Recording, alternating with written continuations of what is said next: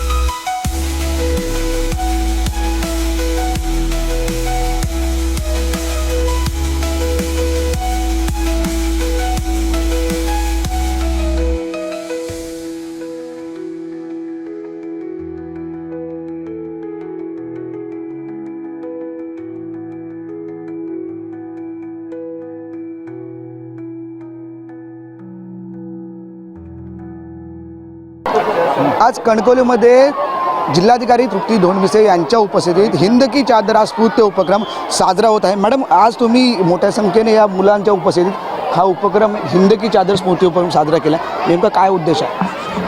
महाराष्ट्र शासनाने विशेष आज कार्यक्रम आयोजित केला होता। हिंद की चादर म्हणजे शिखांचे 9वे धर्मगुरू श्री गुरु तेग बहादूरजी यांचा 350वा शहीदी समागम साजरा करण्यासाठी आपण हे केले आणि आज रोजी आपल्याकडे सामूहिक गायन कार्यक्रम हा सर्व शाळांमध्ये राज्यांमध्ये होत आहे, ज्यामध्ये शिखांचे हे धर्मगुरू जे होते श्री गुरु तेग बहादूरजी, तर यांच्या बलिदानाचं आज एक स्मरण करायचं होतं आणि त्यांचं जे बलिदान त्या काळात झालं होतं 350 वर्षापूर्वी, ते धार्मिक स्वातंत्र्यासाठी होतं आणि त्याची एक आठवण म्हणून, त्याच्याबद्दल एक कृतज्ञता म्हणून शासनाने आपल्याला हे कार्यक्रम करण्यास सांगितला होता। त्याच पद्धतीने असं आहे की इतिहासात असे अनेक अज्ञात महापुरुष होते, त्यांचं एक ज्ञात व्हावं, त्यांच्याबद्दल माहिती पुढच्या पिढीला, सरादर आपल्याही पिढीला मिळावी, अशा पद्धतीचा एक चांगला उपक्रम शासनाने आपल्याला करायला सांगितला, याबद्दल कौतुक आहे। आणि कणकवली हायस्कूलमध्ये आज हा चांगल्या प्रकारे त्यांनी साजरा केला। जिल्ह्याचा मुख्य कार्यक्रम आज आपण इथे साजरा केला आहे। कणकवली हायस्कूल आणि शिक्षण विभागाने खूप चांगल्या पद्धतीचं नियोजन इथं केलं होतं। बहुसंख्य मुलं इथे उपस्थित होती आणि या तेज बहादूर सिंग यांच्या इतिहासावर एक उजाळा टाकण्यात आला, काय सांग? हाच उद्देश होता की त्यांच्याबद्दल माहिती आपल्या पुढच्या पिढीला कळावी आणि गायनाच्या माध्यमातून म्हणा किंवा प्रार्थनेच्या माध्यमातून म्हणा एक कृतज्ञता आपण व्यक्त केलेली आहे। एकूण काय संदेश द्याल या जिल्हावासियांना या उपक्रमातून? नक्कीच आपल्या जिल्ह्यामध्ये तसं बघायला गेलं तर शीख धर्मीय लोकसंख्या नाही, परंतु त्या धर्माच्या इतिहासामध्ये जे घडून गेलेलं आहे, आता हे जे बलिदान झालं होतं तर ते हिंदू धर्माच्या रक्षणार्थ झालं होतं आणि त्या अनुषंगाने की प्रत्येकाचं धार्मिक स्वातंत्र्य जपलं गेलं पाहिजे हा एक उद्देश होता. तर तो जो इतिहासातला उपदेश आहे तो आज देखील तसाच लागू होतो. अशा पद्धतीचं एक शासनाचं हेतू यामध्ये होता आणि तीच शिकवण आज आपण घेऊन जायचं आहे. कसं वाटलं इथे हा उपक्रम साजरा झाला आहे, जिल्ह्याचा एक मोठा उपक्रम साजरा झाला आहे? नक्कीच कणकवली हायस्कूलने खूप चांगल्या पद्धतीने हे उपक्रम साजरा केलेला आहे, एकदम शिस्तीमध्ये, आणि सर्व विद्यार्थ्यांचा खूप चांगला सहभाग यामध्ये होता. निश्चितच ह्या होत्या जिल्हाधिकारी मॅडम यांनी सांगितलं उपक्रम खूप स्तुत्य आहे, साजरा केला आहे. सगळ्यांना हा जे शीख धर्माचे जे गुरु आहेत त्यांचे कार्य कळावं हाच याचा उद्देश आहे. कॅमेरा साहिल बाबेसह उमेश बुचडे, कोकण सात लाईव्ह, कणकवली.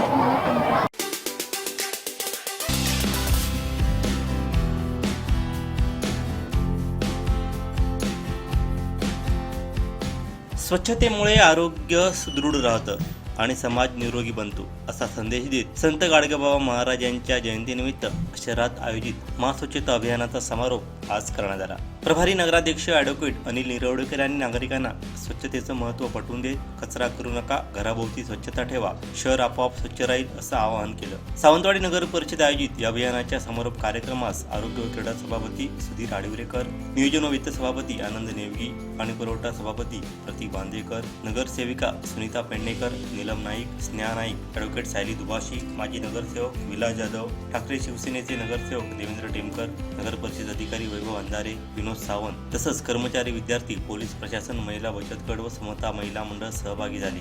शहरातील विविध भागात स्वतंत्र पथकाद्वारे स्वच्छता मोहीम राबवण्यात आली. नागरिकांचा उत्स्फूर्त प्रतिसाद आणि तरुणांच्या सहभागामुळे अभियान यशस्वी झाल्याचं आयोजकांनी सांगितलं. कार्यक्रमाच्या शेवटी उपस्थित सर्वांनी स्वच्छ, सुंदर, निरोगी आणि कचरामुक्त शहर करण्याची सामूहिक शपथ घेतली. सगळे आलात आणि सावंतवाडीच्या स्वच्छता अभियानामध्ये अगदी जातीनिशी सहभागी झालात. या ठिकाणी स्वच्छता मोहिमेचं कारणच एवढं आहे की सावंतवाडीतलं प्लास्टिक आणि सावंतवाडीतली घाण लवकरात लवकर कशी बाहेर काढता येईल आणि आपलं आरोग्य कसं चांगलं राखता येईल. नगरपालिकेच्या कर्मचाऱ्यांचं मी मनापासून आभारी आहे, कारण आज रविवार असू, त्यांची स्वतःची हक्काची सुट्टी असू, ते लोक आले अगदी सकाळपासून तळमळीने उपाशी तापाशी पोटी ही स्वच्छता मोहीम राबवतात. एक गोष्ट लक्षात घ्या, ही पण माणसं आहेत. ज्यावेळी आपण यांचा विचार करतो त्यावेळी स्वच्छता मोहीम सावंतवाडीत राबवणारी पण माणसं आहेत. सकाळी 7 वाजता बाहेर पडतात, दुपारी 2 वाजता घरी जातात.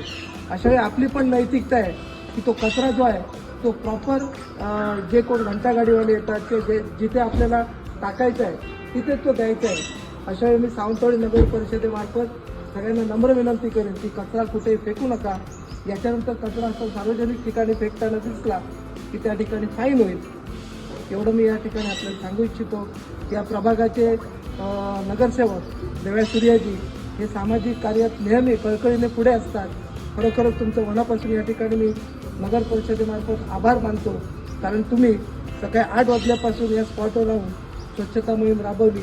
आमचे क्रीडा सभापती आडिवडेकर सर, त्यानंतर परीक्षित मांजरेकर, आपणही जातीनिशी या ठिकाणी आलात, स्वच्छता मोहिमेत सहभागी झालात. सगळ्यांचा खूप खूप आभारी आहे. नमस्कार, माझे नाव सौ संजना संजय लाड. मी बापर्डे देवगड पंचायत समितीमधून बिनविरोध निवडून आल्याबद्दल मी सर्व मतदारसंघाचे मनापासून आभार मानते. तसेच जिल्ह्याचे पालकमंत्री आदरणीय नितेशजी राणेसाहेब, तसेच पडेल मंडळाचे अध्यक्ष श्री महेश उर्फ बंड्यानारकर यांनी मला देवगड पंचायत समिती पदावर बसण्याची संधी दिली, त्याबद्दल मी त्यांचे मनापासून आभार मानते. तसेच भाजप सरकारच्या माध्यमातून जी काही विकास कामे येतील ती मी सर्वांना सोबत घेऊन पूर्ण करण्याचा निश्चित प्रयत्न करेन. माझा पती श्री संजय हनुमंत लाड हे गेली 10 वर्ष पापर्डे गावामध्ये सरपंच म्हणून कार्यरत असून त्यांनी अनेक कामे मार्गाला लावलेली आहे. त्यांनाही मी सोबत घेऊन जी काही कामे येतील ती भाजप कार्यकर्त्यांना सोबत घेऊन मी निश्चितच मार्गी लावण्याचा प्रयत्न करेन. धन्यवाद.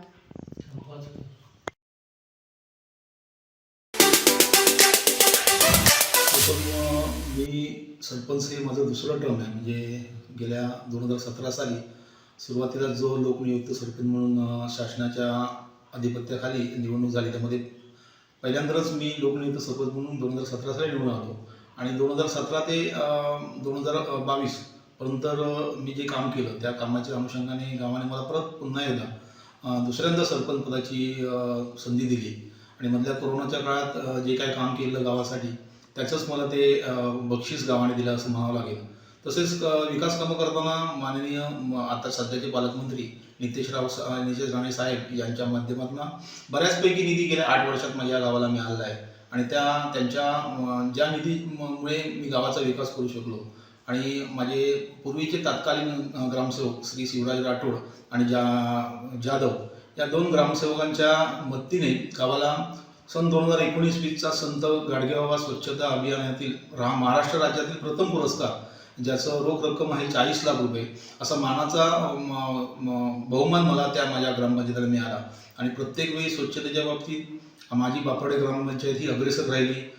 स्वच्छतेचे जे काही उपक्रम असतील ते तालुक्यात ज्यावेळी कोणताही उपक्रम येतो त्यावेळी प्रकर्षाने त्यावेळेचे गटविकास अधिकारी परब साहेब, आत्ताचे चव्हाण साहेब आणि माझ्या कारकिर्दीच्या काळात जे काही गटविकास अधिकारी होते त्यांनी प्रत्येक वेळी बापरडे ग्रामपंचायतीला पुढे नेण्याचा प्रयत्न केला आणि मी प्रत्येक वेळी त्यांची जी माझ्या गावाकडनं अपेक्षा होती ती प्रत्येक वेळी सार्थकी लावण्याचा मी देखील त्यांना हातभार लावला आणि माझ्या गावातील जी लोक आहेत ती संपूर्ण स्वच्छतेच्या बाबतीत मला सहकार्य करणारी आहेत. माझा कर्मचारी वर्ग म्हणा किंवा गावातील सर्व बचत गट, महिला आणि इतर कर्मचारी, शाळेतले कर्मचारी असो, उपकेंद्रातले कर्मचारी असो, यांनी सगळ्यांनी मला चांगल्या प्रकारे सपोर्ट केला. त्यामुळेच माझ्या गावाला एका उंच पातळीवर नेऊन ठेवलं आणि मागच्याच एक 2018-19 मध्ये एक मोदी साहेबांच्या अधिपत्याखाली किंवा मोदी साहेबांच्या मार्गदर्शनाखाली एक स्वच्छतेच्या बाबतीत 8 देशातल्या ग्रामपंचायतीची निवड झाली होती आणि त्या 8 ग्रामपंचायतीमध्ये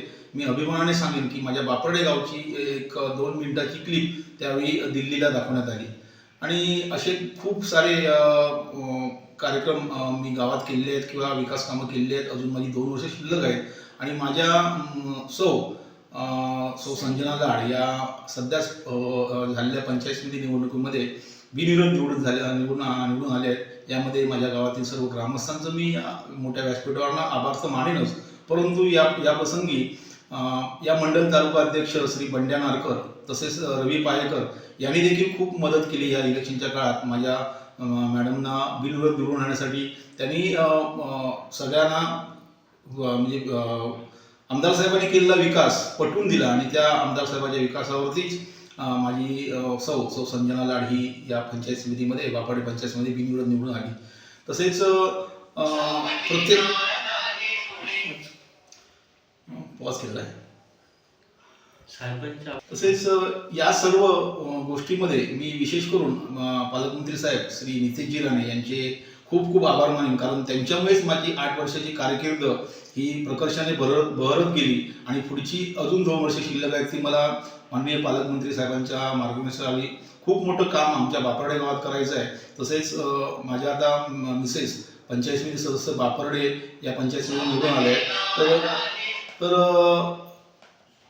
पंचायत समिती बापरडेमध्ये निवडून आले आणि त्यांच्या मतदारसंघात जी गावं आहेत त्या गावांचा पण मला त्या पद्धतीने जसं माझ्या बापरड्याचं नाव झालं तसंच माझ्या मॅडमच्या कार्यक्षेत्रात जी गावं आहेत, उदाहरणार्थ मळेगाव म्हणा, मुटाट तसेच वाघोटण याही गावाचा मला माझ्या बापरड्यासारखा विकास करायचा आहे आणि ते केवळ आमदार साहेब, पालकमंत्री आमदार साहेब यांच्या मार्गदर्शनाने तो मी करणार आहे. तसेच या प्रसंगी मी कोकण साजच्या वर्धापन दिनाला मी बापरडे सरपंच आणि बापरडे गावाच्या वतीने खूप साऱ्या धन्यवाद देतो आणि त्यांच्या कार्यक्रमाला शुभेच्छा देतो. कोकण साथ लाईव्ह चॅनेलच्या कार्यक्रमाला माझ्याकडून खूप खूप शुभेच्छा. धन्यवाद. कणकवली तालुक्यात 24 फेब्रुवारीला आरोग्य शिबिराचं आयोजन करण्यात आलं आहे. नमस्कार, मी डॉक्टर निलिमा इनामदार. मी वैद्यकीय अधीक्षक या पदावर उपजिल्हा रुग्णालय कणकवली येथे रुजू झाले आहे आणि आपण आपले माननीय पालकमंत्री यांच्या सल्ल्यानुसार, यांच्या कल्पनेनुसार आपण आज इथे 27 तारखेला एक महाआरोग्य शिबिर घेतोय. तर याच्यामध्ये आपण वेगवेगळे डॉक्टर्स जे स्पेशालिटी डॉक्टर्स आहेत, म्हणजे हे नॉर्मल महाआरोग्य शिबिर नसेल ते स्पेशालिटी महाआरोग्य शिबिर मी म्हणू शकते याला.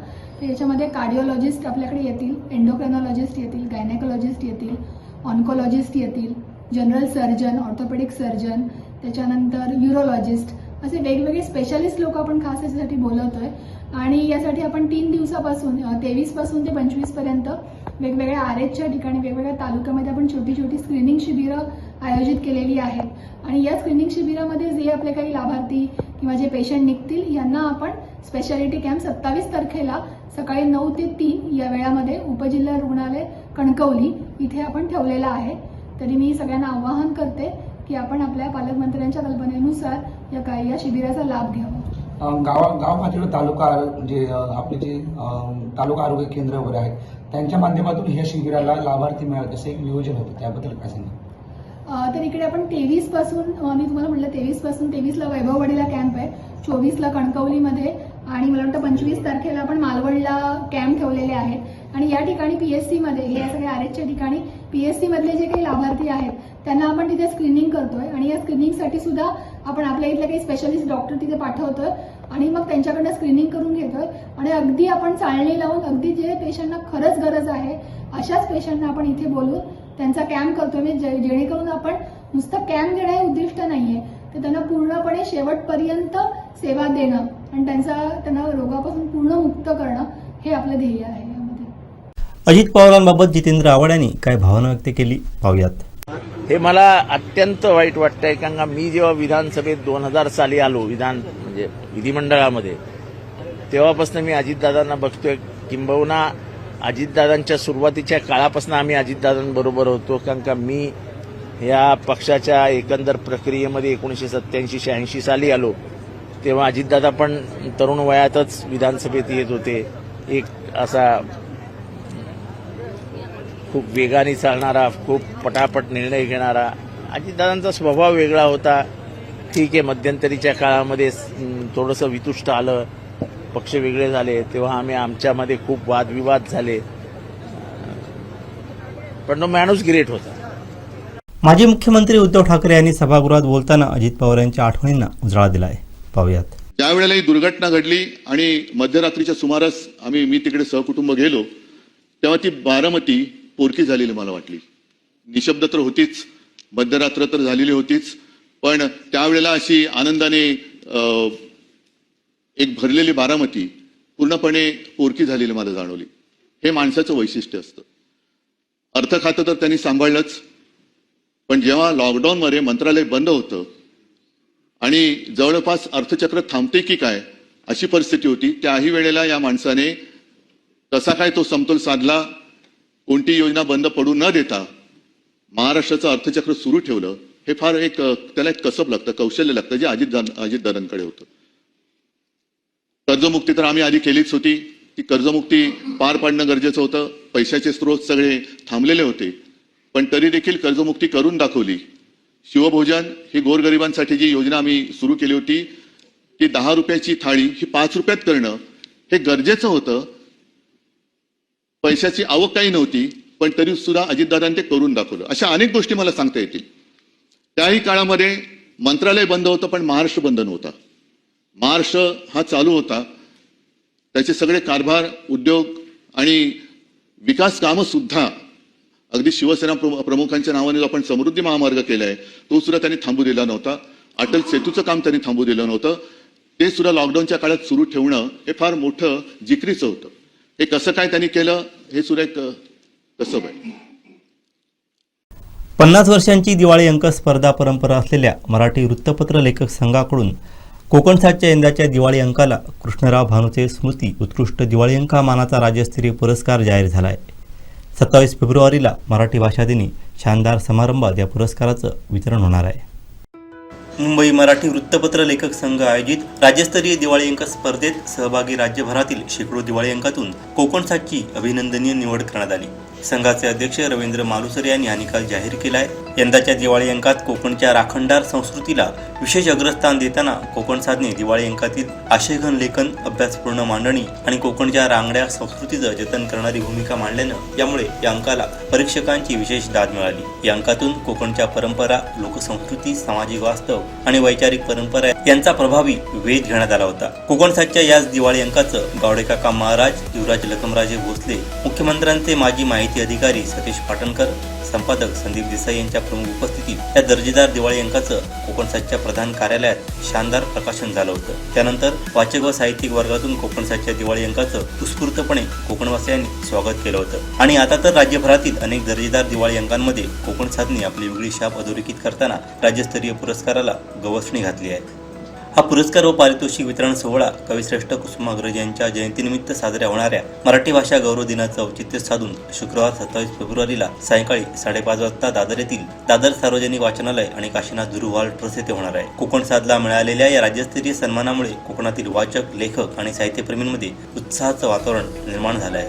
डी.जी. बांदेकर ट्रस्ट सावंतवाडी यांच्या वतीनं आर्ट अँड क्राफ्ट कार्यशाळेचं आयोजन करण्यात आलं. या कार्यशाळेत 6 वर्षांवरील मुलांनी उत्स्फूर्त सहभाग नोंदवून चित्रकला, क्राफ्ट व विविध सर्जनशील उपक्रमातून आपली कल्पकता व्यक्त केली आहे.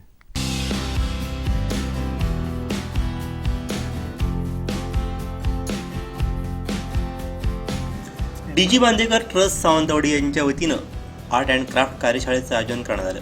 या कार्यशाळेत 6 वर्षांवरील मुलांनी उत्स्फूर्त सहभाग नोंदवून चित्रकला, क्राफ्ट व विविध सर्जनशील उपक्रमातून आपली कल्पकता व्यक्त केली. या उपक्रमासाठी B.S. बांदेकर फाईन आर्ट महाविद्यालय सावंतवाडी तसंच डी.जी. बांदेकर ट्रस्ट फाउंडेशन कोर्सचे प्राध्यापक व विद्यार्थ्यांनी मोलाचं मार्गदर्शन केलं.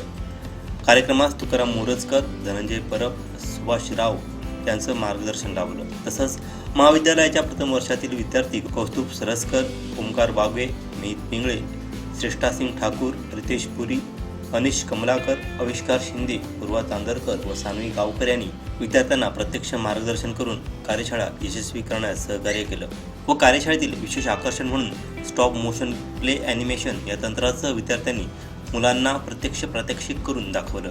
या माध्यमातून ॲनिमेशन कसं तयार केलं जातं, फ्रेम बाय फ्रेम हालचालींची रचना कशी केली जाते याची माहिती मुलांना देण्यात आली.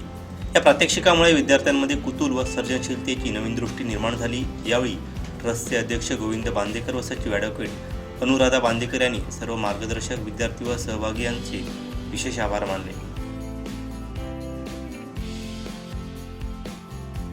या कार्यशाळेमुळे विद्यार्थ्यांमध्ये सर्जनशीलता, आत्मविश्वास व कलात्मक कौशल्यांचा विकास झाला. कार्यक्रमाची सांगता उत्साहपूर्ण वातावरणात करण्यात आली. सर्व पालकांनी या उपक्रमाचं भरभरून कौतुक केलं. कारिवडे इथं चालत्या दुचाकीनं अचानक पेट घेतला. शॉर्ट सर्किटमुळे ती पूर्णतः जळून खाक झाल्याची घटना आज दुपारच्या सुमारास घडली. सुदैवानं या घटनेत कोणतीही जीवितहानी झाली नाही.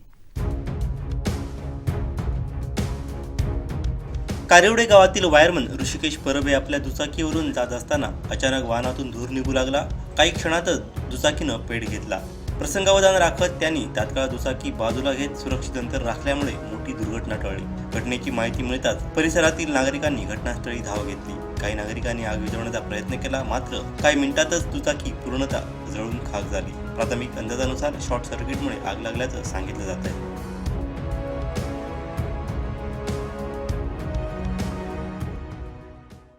शेवटी ठळक घडामोडी पुन्हा एकदा. कोकणसाजच्या दिवाळी अंकाला राज्यस्तरीय सन्मान. सावंतवाडीत चालत्या दुचाकीनं घेतला पेट. आणि उद्धव ठाकरेंनी दिला अजित पवारांच्या आठवणींना उजाळा. बातमीपत्रात वेळ झाली ते थांबण्याची. पाहत राहा बदलत्या कोकणचा बुलंद आवाज. कोकणचं नंबर 1 महा चॅनल कोकणसाज लाईव्ह. धन्यवाद.